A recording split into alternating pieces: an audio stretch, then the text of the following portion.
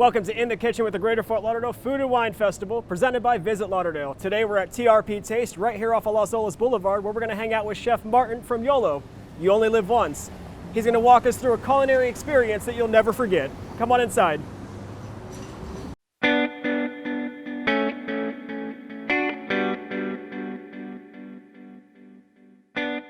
So we made it inside the TRP Taste. We're here with Chef Martin from YOLO. You only live once.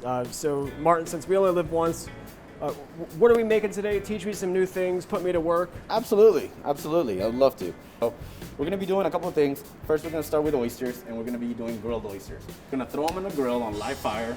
We're gonna season them with a heavy compound butter, and then we're gonna top them off with some breadcrumbs. So you wanna get started with that? Absolutely, let's get in there. All right, cool.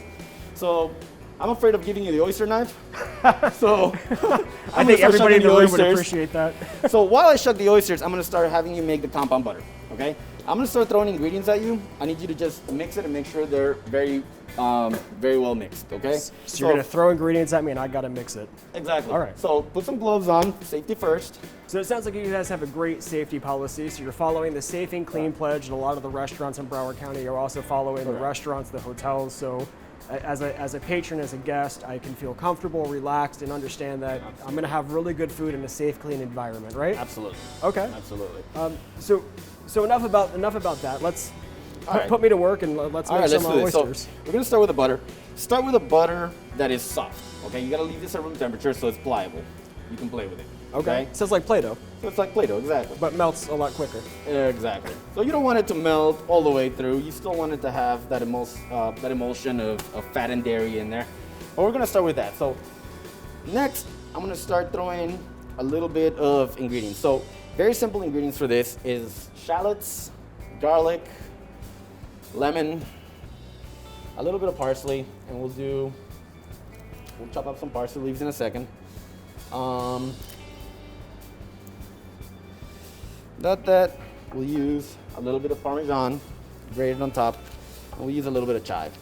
So you'll see that with all these ingredients, extremely simple to use. And they're fresh. Correct. Everything is fresh, and it's going to be preserved in the butter. So the beauty about making a compound butter is that you can use it for anything. All right. So we're going to start with some chives there, and you can go ahead and start mixing. I'm going to chop up a little bit of garlic. With a little bit of garlic there. With YOLO, with the guys at TRP, we're always raising the bar. That's one of the biggest things that we have to do throughout the company. So we help each other out to do this. So we're a bunch of different creative people that are working together and trying to stay modern and stay with the times and stay with the trends. So you're listening to the feedback that the guests are giving you? Absolutely. We always listen to that. And we're always trying to find ways of bringing a product that maybe our competitors don't have around.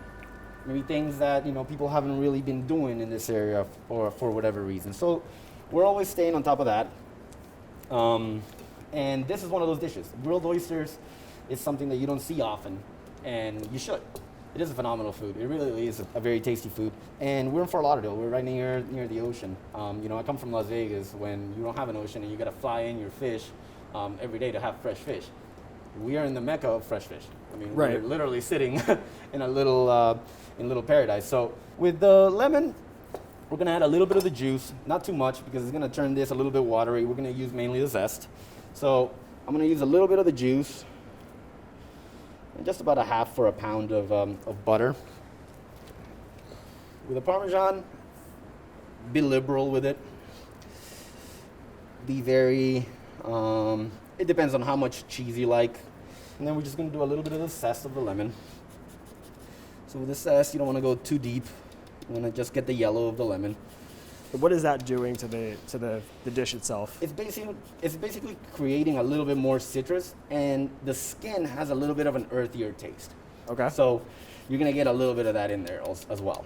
I recommend sea salt. Flake sea salt is the best for this purpose because it's crystals. So what happens is when the butter melts on the oysters when they're in the grill, these little crystals will remain as crystals. So when you bite into the oysters, exactly, it's a little bite.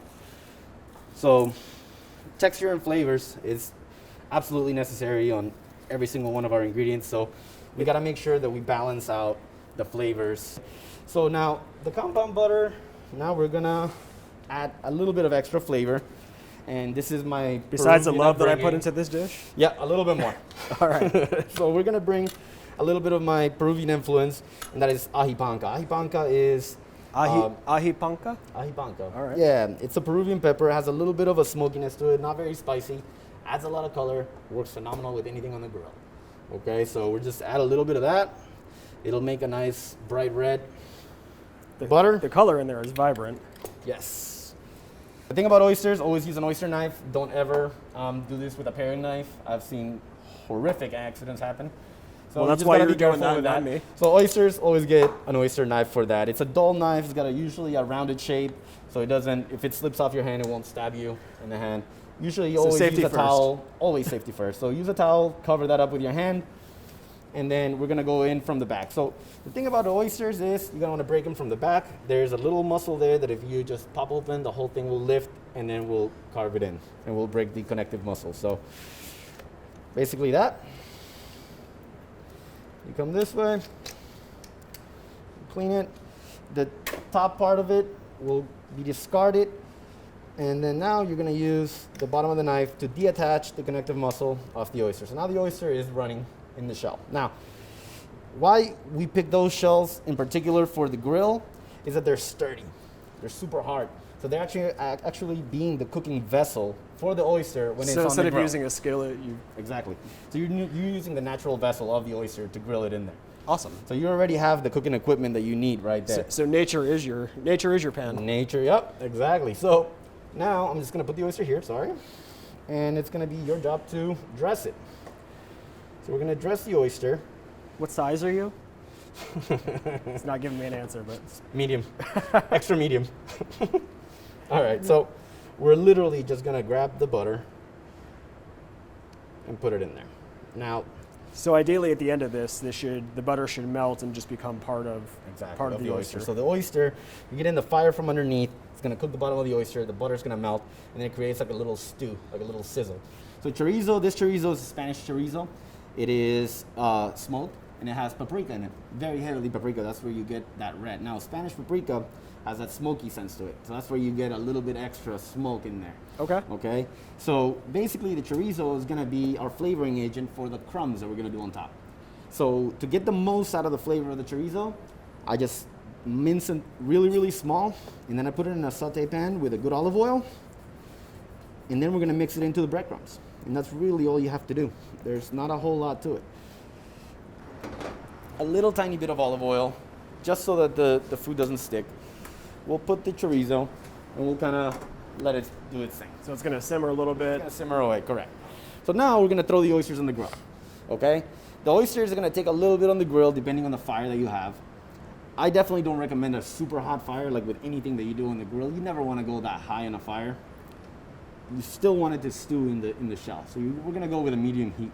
It's gonna take a little bit, probably take anywhere between 8 to 10 minutes, but it's a phenomenal product. So that'll give us enough time to get the things that we have. There we go, perfect, perfect. All right, so once they're in the grill, I like mine cheesy. Do you like yours cheesy? Absolutely. All right, let's try some more cheese. The same Parmesan that we put into the mix. We have a little bit more cheese in there. Now you can start getting a little bit of the aroma as well.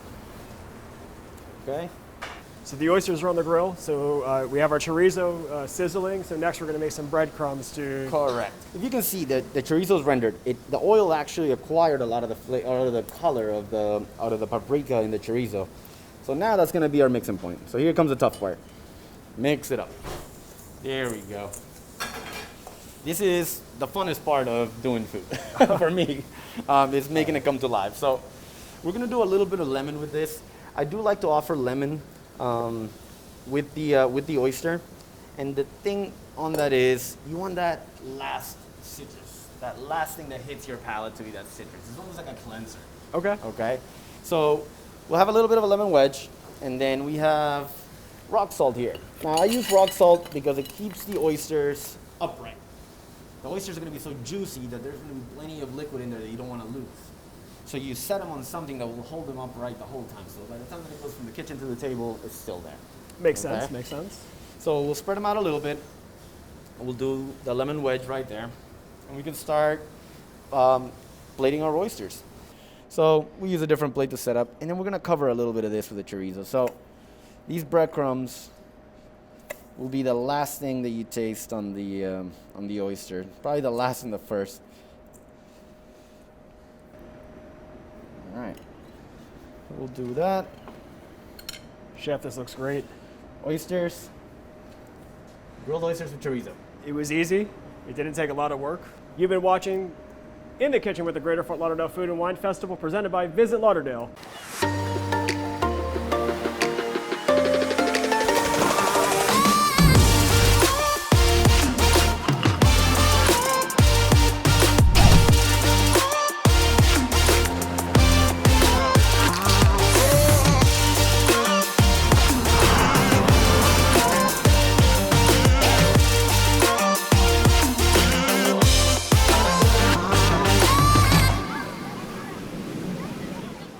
We're back here at TRP Taste with Chef Martin from YOLO. You only live once.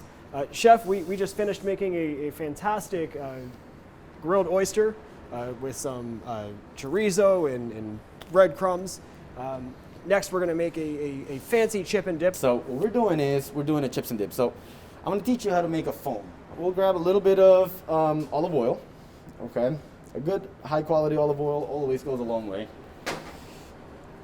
We'll add our shallots and garlic, and we're gonna start. I started your rendering wine this. because I was thirsty. You already started with the wine? Oh, look at you. Half a bottle already. All right. So we'll get that working. So we're just gonna let this sort of simmer a little bit, get a Just a little. little bit. You're trying to release the aromas of the garlic. You're trying to release the aromas of the shallot. You're not trying to get color in it. You're not trying to do much with it. This dip should be beautifully pearl white. Okay. So we're trying to keep the colors in mind with this, okay? So we're basically just bringing it up to temperature. We will know that already when they're translucent. When garlic and shallots are at the peak of their aroma and at the peak of their texture, it's when they're translucent, Okay. okay? So this will go for probably another 15 seconds, and then we're gonna deglaze it with the wine, okay? So once that's starting to do that, and you can see that it's a little bit nice and clear, we're gonna go with the wine. And just a little splash of wine. So we're kind of boiling the Tasty. wine out. Exactly. You're boiling all the alcohol out of the wine, but you're remaining with the flavor. Okay. So that's where your flavor lies. And then we'll just add the heavy cream. So now as you see the heavy cream, the pot is already hot. The cream's already starting to sizzle up. You want it to have that warmness to it, because now what we're going to do is we're going to fold in the cheese. Fine grained cheese grater. We'll just grate some cheese. Now the cream is already coming to almost to a boiling point. You don't want it to get to a boiling point and boil away, because what that will do, it will reduce the cream, it'll give it a heavier body, and we won't be able to aerate it as much. Okay. So all we're trying to do is make sure that the cream is hot enough to melt the cheese, because that's what's going to give you that Manchego foam. That's where you're going to taste that Manchego. And this is all we're doing. So now, as you can see, the cream already came to a boil. We're going to cool it down with that, and that's basically it. So we're going to whisk it together. So this will thicken essentially, right? A little tiny bit, but not much. You don't want it to thicken a whole lot, because we're going to put it in an ISI container. Okay. So now we're just going to let it cool down before you can use it. And I'm going to introduce you to one of my good friends, an ISI container. It's nice to meet you. I'm Rory. There you go. So the ISI container is basically what creates heavy cream, whipping cream. So have you ever seen, the whipping cream canisters that you buy at the stores? Absolutely. It's actually an ISI container that is not rechargeable. This one's rechargeable. So we can put whatever we want in there. Gotcha. Okay. Now, if you see, it's a nice consistency. You don't want it to be too thin. How about one of them spoons? Perfect. ISI. So hopefully we won't create much of a mess. So you're just using a piece of some CO2. some CO2, and we put it right in here. We'll put it right into the ISI canister. And then now we're going to charge it. So this requires 2 to 3 charges. You see that release? That's the CO2 being released in there. You hear it come in. And you shake it. This is how we serve it at YOLO. So we have the cream. So we're gonna top it off with some chives. Whoop. And you know what? Let's grate some more cheese on top of this. You could never have too much cheese. Never enough cheese. You are absolutely correct about that. So we'll make it rain in there. Yup. There we go. Now, the beauty about this is how we serve it. We serve it with our homemade potato chips that I brought you to taste. Or you can have it with chips and dip like we do, a YOLO. This looks great. You have an appetizer, you have your actual dish. And Chef, I do think that there's something missing here. what's that? I want to throw in some sea salt. Is that cool? Absolutely. But you got to do it like Salt Bear. All right. And that's our chips and dip with Manchego foam. You've been watching another episode of In the Kitchen with the Greater Fort Lauderdale Food and Wine Festival presented by Visit Lauderdale. Make sure you check out Chef Martin at YOLO. Thanks for sticking around.